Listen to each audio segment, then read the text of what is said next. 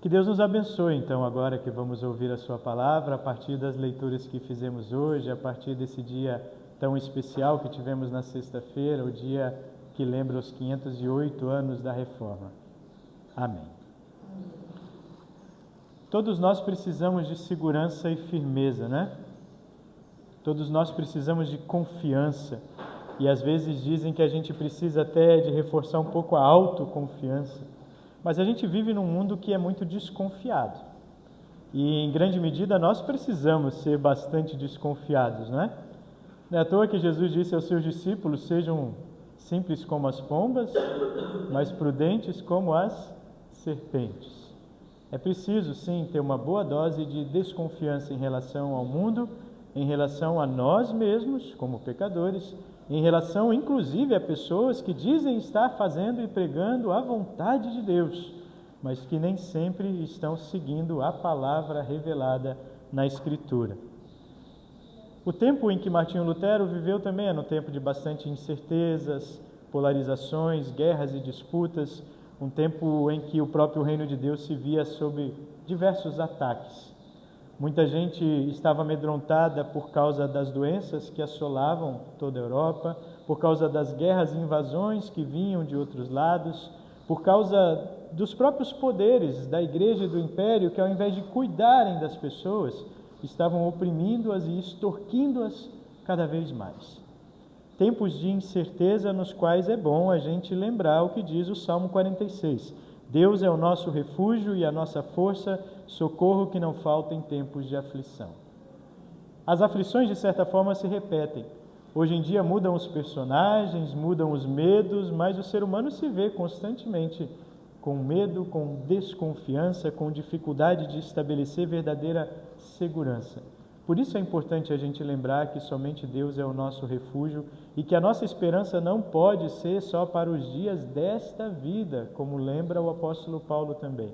É interessante que a mensagem da Reforma normalmente vem pertinho também do dia de finados, né? E hoje é dia de finados, dia em que nós olhamos para aqueles que já foram e para alguns que foram de maneira tão de repente, arrancados de nós, e a gente fica pensando, onde é que está segurança? Eu não sei se vou estar aqui amanhã ou quem vai estar comigo aqui amanhã. Mas olhando para trás, eu sei quem já esteve, quem Deus já colocou e a maneira como Ele já cuidou de mim e de tantas pessoas no passado. Então, olhando para o passado, a gente se reveste também de confiança para encarar o futuro, se a gente vê esse passado como sendo cuidado por Deus, sob as dádivas de Deus. E quando a gente olha também para o passado da igreja cristã, a gente vê que mesmo no meio das crises, das incertezas, mesmo quando parecia que estava tudo perdido, Deus sempre levantou pessoas para falar e para encaminhar de volta. Isso foi lá desde o começo, desde o Antigo Testamento, né? Desde os profetas que Jesus cita no Evangelho que nós lemos hoje, até chegar ao maior de todos eles, porque era o mais humilde, João Batista. E nem sempre as pessoas ouviam, nem sempre as pessoas reagiam de maneira correta à mensagem de Deus, mas Deus não deixou de dar a sua palavra.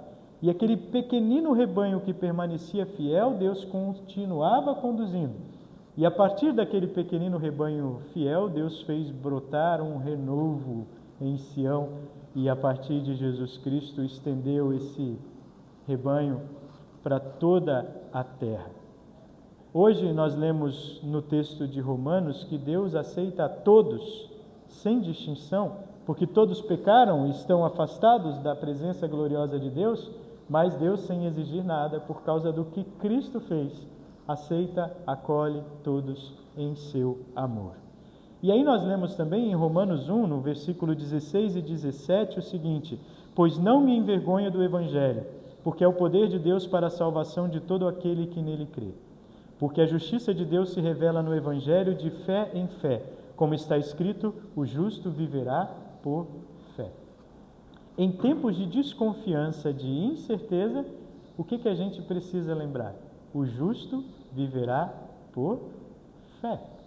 Nós vivemos pela fé. Eita, pastor, mas eu não sou tão justo assim. Nem eu. Por isso que Lutero dizia, nós somos ao mesmo tempo justos e pecadores.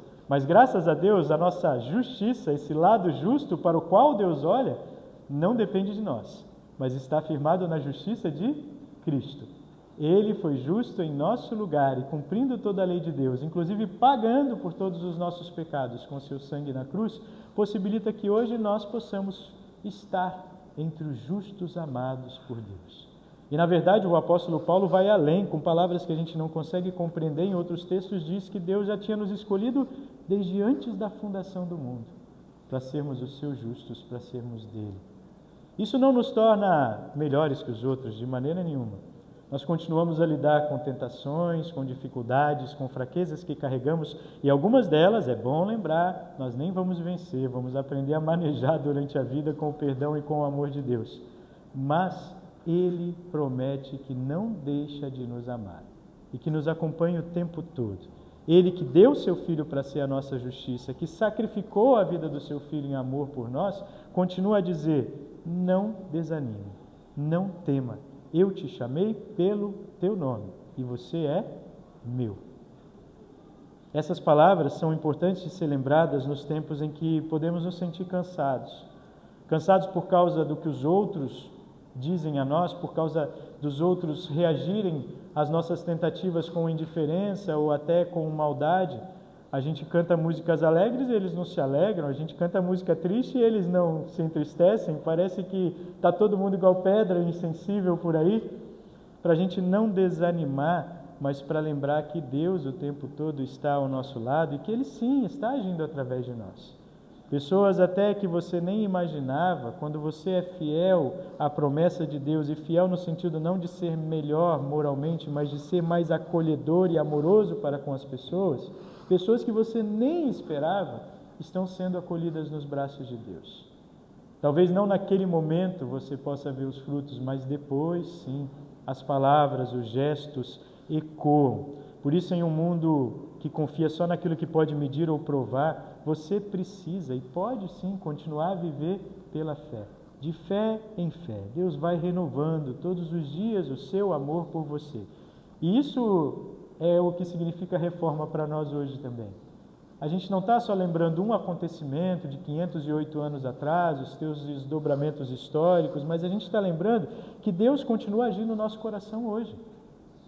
A igreja é sempre reformada e a gente também, quando a gente olha para a grandeza do amor de Deus por nós. Ele sempre está afastando aquilo que é colocado no nosso coração e diante dos nossos olhos e que vai obscurecendo Cristo e vai virando um montão de coisas que só nos angustiam. Deus está sempre dando um jeito de afastar isso da nossa frente para que a gente possa olhar de novo para a cruz de Cristo e ver nela toda a luz, todo o perdão, todo o amor de que nós precisamos. Deus de verdade nos aceita por causa da fé em Cristo.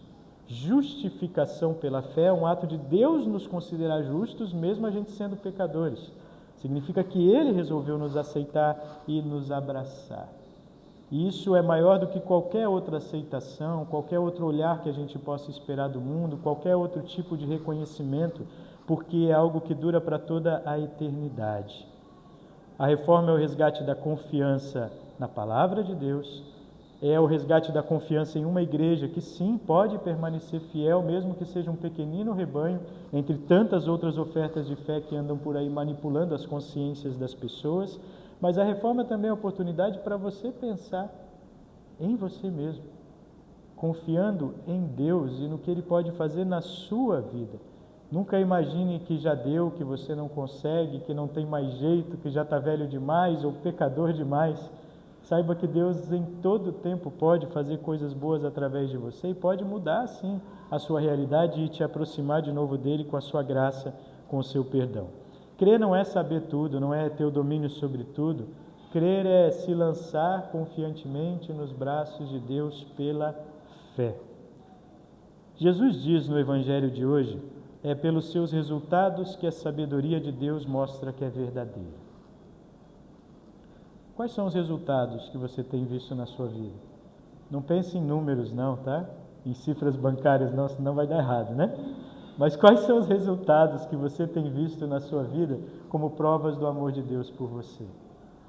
Seja benevolente e misericordioso consigo mesmo, não para achar que não é pecador e não precisa da graça de Deus, muito pelo contrário, mas para reconhecer que a graça de Deus tem sido abundante sobre você. Quantas coisas boas Deus já fez através de você, mesmo que você tenha dificuldades materiais, financeiras, de saúde ou até intelectuais. Deus faz e tem feito grandes coisas através de você na vida de pessoas que Ele colocou você para cuidar. Agora, Deus pode fazer ainda mais? Pode. Se você, junto com todo cuidado e com amor, começar a colocar mais um pouquinho, de maneira mais clara, que você está fazendo tudo isso porque Cristo te amou primeiro. A gente faz, sim, coisas muito boas pelos outros, motivado pelo amor de Deus, mas é que nem sempre a gente diz que está fazendo por causa disso. Experimente quando alguém vier dizer para você, muito obrigado, você foi muito bom, muito boa comigo, dizer, olha, eu só fui assim com você porque Deus me amou, porque Ele colocou isso no meu coração, porque não é de mim que vem isso. Eu só sou bom com você porque Deus já colocou pessoas que foram boas comigo antes. E quer saber onde é que eu encontro força para continuar fazendo alguma coisinha, apesar de eu ser fraco, falho e pecador?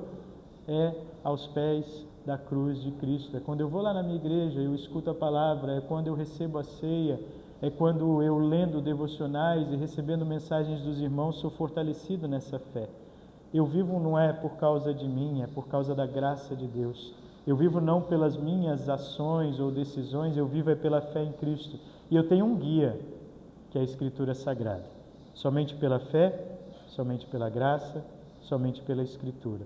E até o fim da vida eu vou viver assim. Outros que já vieram antes de mim viveram e mostraram pelos resultados que compensa sim.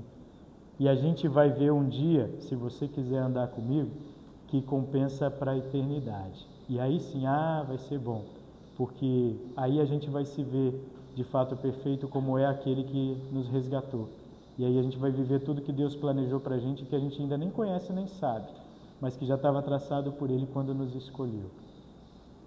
A gente vive sim num mundo cheio de desconfiança, mas vamos encher o nosso coração com a fé em Cristo, para que sejamos confiantes unicamente no seu amor e para que tenhamos mais confiança para amar também como Ele espera de nós.